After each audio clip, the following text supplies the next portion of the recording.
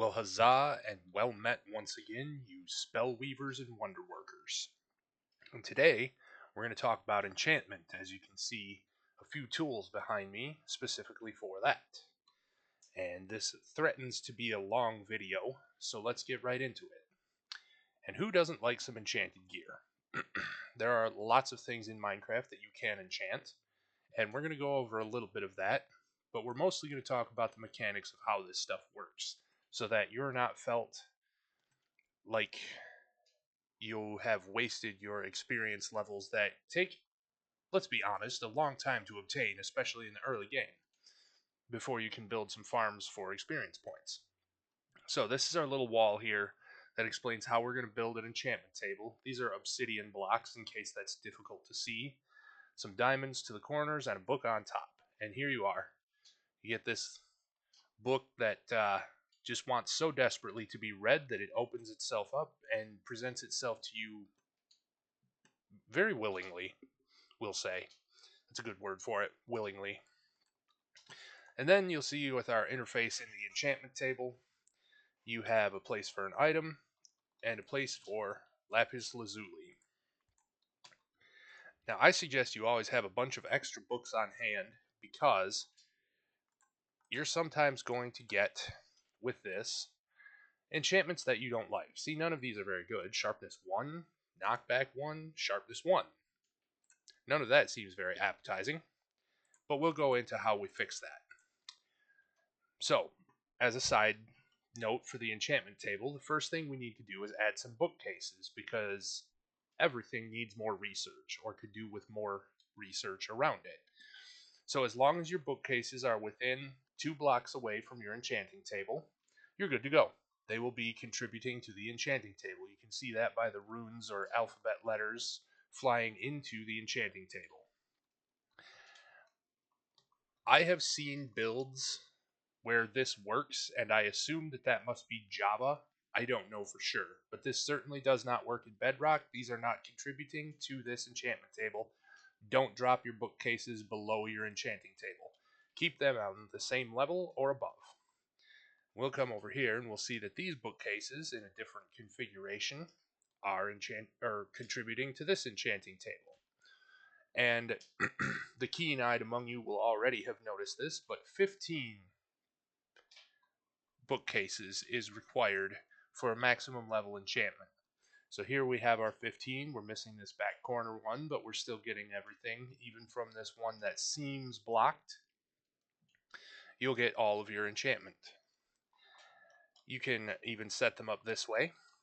And if you're really interested in your presentation and symmetry, you can do that. A 16th bookcase doesn't hurt anything.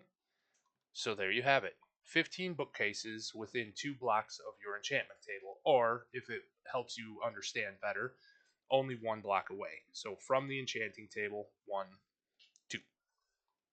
And that's all there is to that.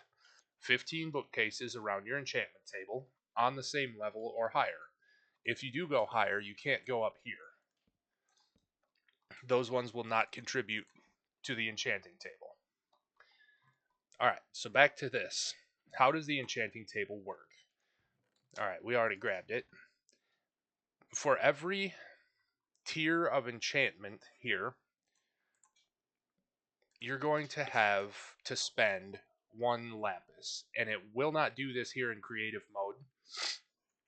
So please understand that. You will spend 1 bit of lapis for each tier of enchantment. And I'll show you how that works. We have this 1, 2, and 3rd tier. You'll see that these are all going to be level 1 enchantments, or very low enchantments anyways, because there are no bookcases contributing to this. If we step over here, we can show you that this is now of level 30 enchantment. This is kind of the strange Minecraft logic that came out because it used to cost 30 levels to get this 3rd tier enchantment. And now that has changed. This will only cost you 3 experience levels once you click it, and the 3 lapis lazuli. So let's do that. And we get, not only did we get the Bane of Arthropods that we saw, we get Looting 3, which is amazing, and Fire Aspect 2, which is also great.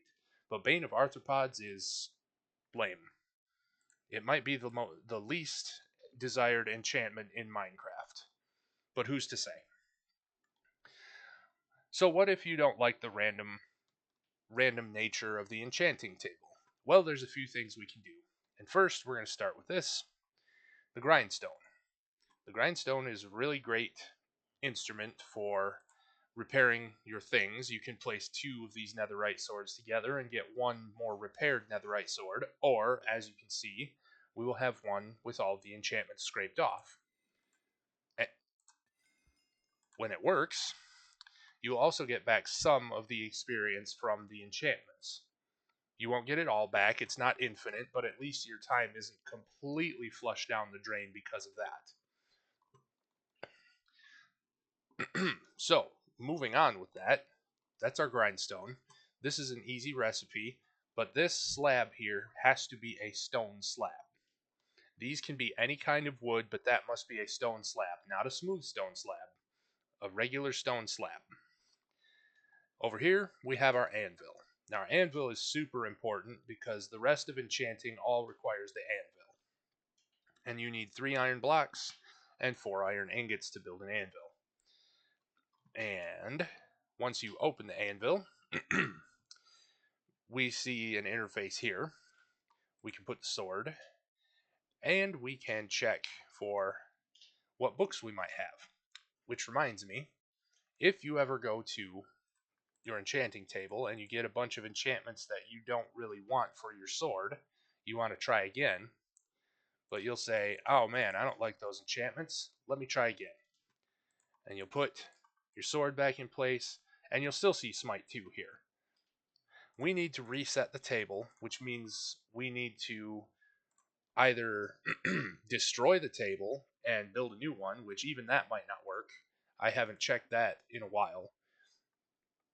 You can place a book in here or another piece of equipment to enchant, and Smite 1. Now the game's just being a smart aleck with me. But anyways, you can enchant the book, and then once you place your sword in, if I were to edit something in here, it would be just a really flat expression of me looking at the camera. Regardless of all of that, we can see that our enchantments have re-rolled, and if we don't like them, we can continue to do that with books. That one gave us 2 that we don't terribly need, but I will show you another trick for books as well. Alright, so we'll give sharpness 1, and that will help for the next demonstration. You can do this with books, and you can do this with items. So we have our netherite sword with sharpness 1, and that's not super impressive, but we have this book. Now, both sharpness 1 is compatible with sharpness 1, and it will make sharpness 2, and we can add knockback to our sword as well by using our anvil. In survival mode, this will cost you a number of experience levels, but this is how you can continue to add enchantments to your things. So perhaps, well, we can't add Smite because Smite is incompatible with Sharpness. But we could, let's see, not add any of those. So we may have to look elsewhere for that. Just be aware of your enchantments. I'm not going to go into those. That will make this video incredibly too long to talk about each individual enchantment. What you can also do is take 2 books with the same enchantment, combine them together for the next most powerful enchantment. So now we have Fire Protection 3 to go on our netherite helmet here. You'll see that will cost us 4 levels. Obviously, since this is creative, we have all the levels we could need to do this for demonstration purposes. Now, what if you end up with a book that has multiple different enchantments for different pieces of gear? Well, the game is smart enough that it will only put the enchantments on that are compatible with that piece of equipment, and none are compatible with a bow. We would need Respiration is a helmet, or goes on a helmet anyways, and you can see that got very costly. But with prior protection 3, we can add respiration 3 so that we can breathe underwater and not be set on fire when we're not in the water, I assume. Then again, there are cauldrons. You can fill them with lava and put them under the water, and they will stay full of lava. Minecraft logic. And finally, all of that is still very random. You have to enchant either your tool or your book or your piece of armor or even a shield. I was going to show you that sometimes there are pieces of equipment that can be enchanted but not via the table. So we'll have to think of another way, because you can put unbreaking and mending on a shield and have a shield that lasts forever, but you'll never do that through an enchanting table.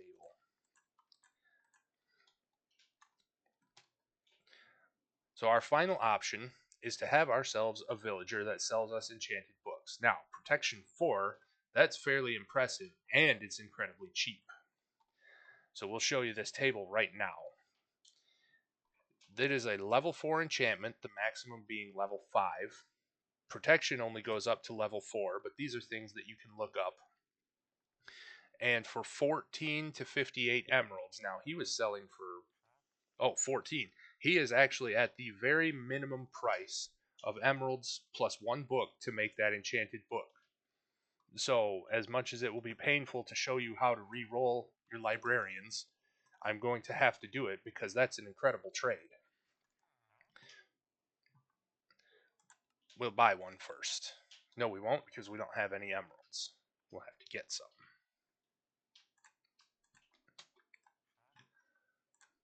And then you just trade him.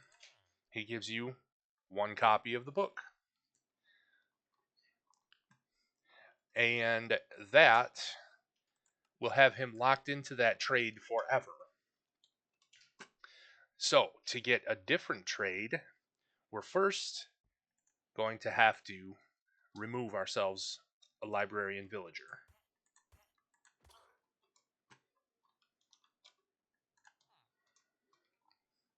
We're going to break this because villagers can connect to a grindstone and become a weaponsmith who can sell some enchanted things at their highest level of trading, but we want this guy to be a librarian.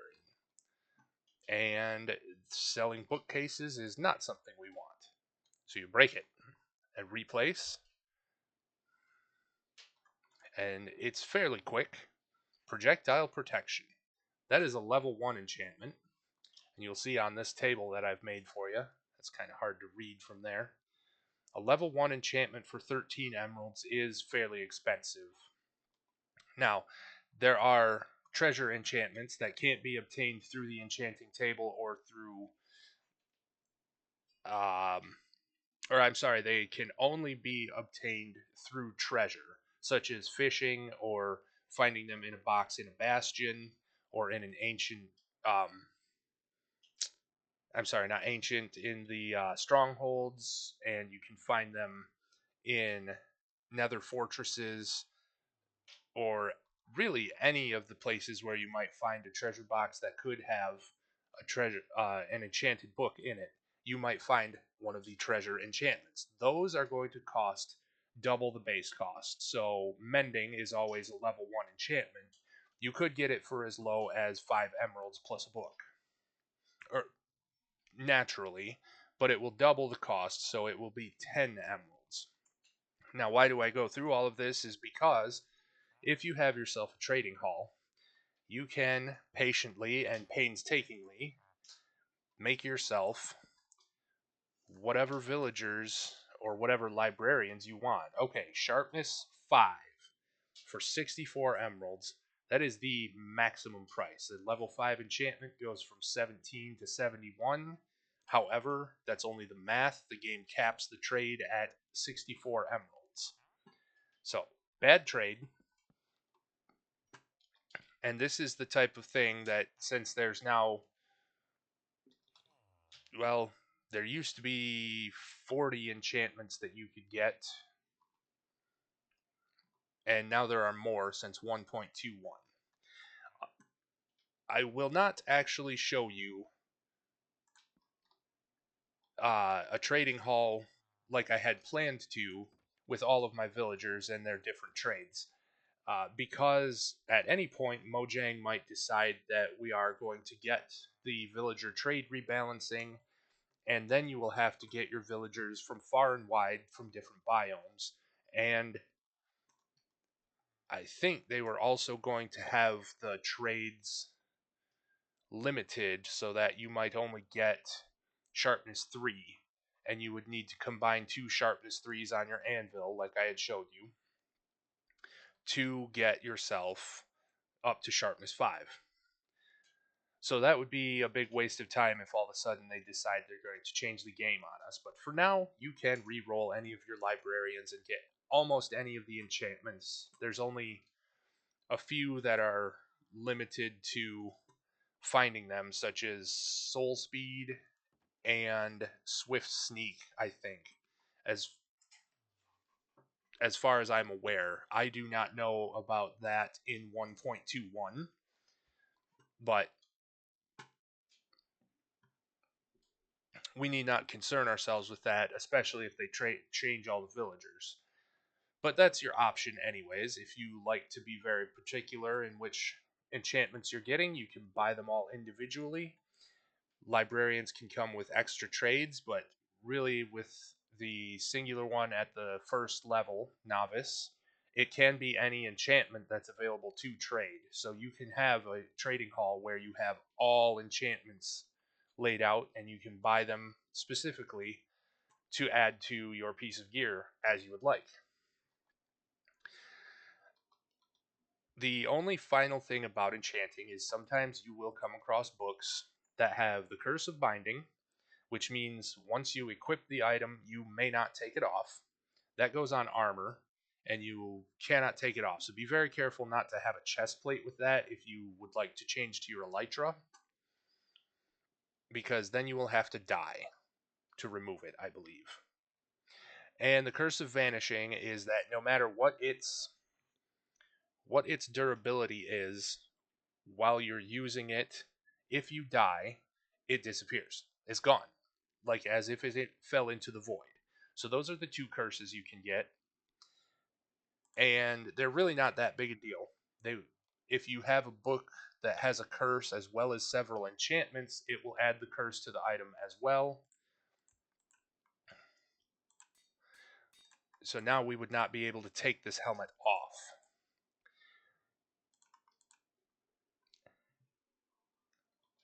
But really, that's everything you should need to know about enchantments, unless you want to dig really deeply into enchantments and learn about the weighting of enchantments and how to place them on a piece of gear in order so as to have the cheapest price or cheapest expenditure of your experience points, I suppose that would be. So I want to take one last moment at the end of this video to talk about all of the subscribers that I have accrued in the past couple weeks. I said I would stop saying numbers because I have nearly gathered 100 subscribers now. I had thought that perhaps I would make a request to get 100 subscribers by the end of the year. I think that might happen by the end of this month. It's likely to happen by the end of this month and beyond. So I won't make that request, but let me just express my gratitude for all of you, for your comments, for your views. I have 2 videos now over 400 views, which is just insane to me. I had never expected that to happen when I set out making this channel to be an encyclopedia of farms and functions within Minecraft. So, once again, very much from the bottom of my armored heart, thank you all. Thank you very much. I hope to see you around, commenting, liking, viewing, sharing, and subscribing if you really like to. And I am the White Sun Paladin. I hope you're blessed on your next quest, and I will see you after my next adventure.